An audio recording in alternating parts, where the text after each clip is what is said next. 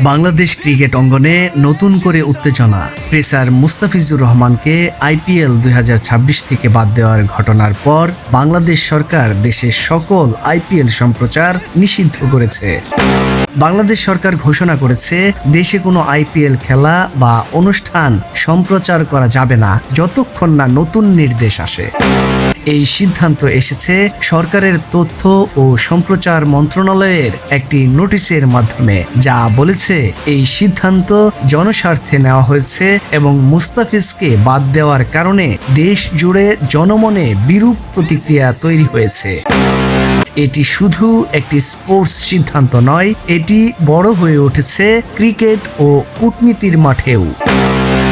এই ঘোষণা শুধু ক্রিকেট প্রেমীদের জন্য নয়, এটি বড় একটি দ্বিপাক্ষিক সম্পর্কের ইস্যুতে পরিণত হয়েছে। দ্বিপাক্ষিক ক্রিকেট সম্পর্কের পাশাপাশি বাংলাদেশ ক্রিকেট দল পরের মাসে টি-20 বিশ্বকাপে ভারতে নামবে কিনা এ নিয়েও প্রশ্ন তৈরি হয়েছে।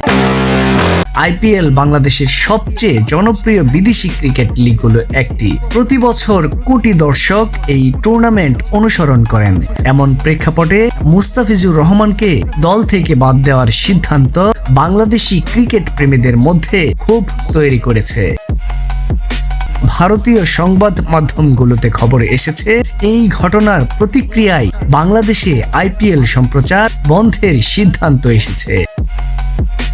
মুস্তাফিজুর রহমান বাংলাদেশের অন্যতম সফল পেসার। আইপিএলে তার আগের পারফরম্যান্স ছিল চোখে পড়ার মতো। তাকে বাদ দেওয়ার পেছনে ফিটনেস, টিম কন্ডিশন কিংবা কৌশলগত সিদ্ধান্ত, এইসব কারণ উল্লেখ করা হলেও বাংলাদেশি সমর্থকদের বড় অংশ বিষয়টি মেনে নিতে পারছেন না।